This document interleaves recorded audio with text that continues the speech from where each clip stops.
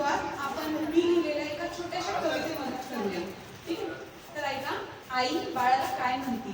ठीक आहे? ऐकतोस ना बाळ, ऐकतोस ना बाळ, आई तुझी वाट बघतीये आणि आजीकडून रोज नवीन अंगाई शिकतीये.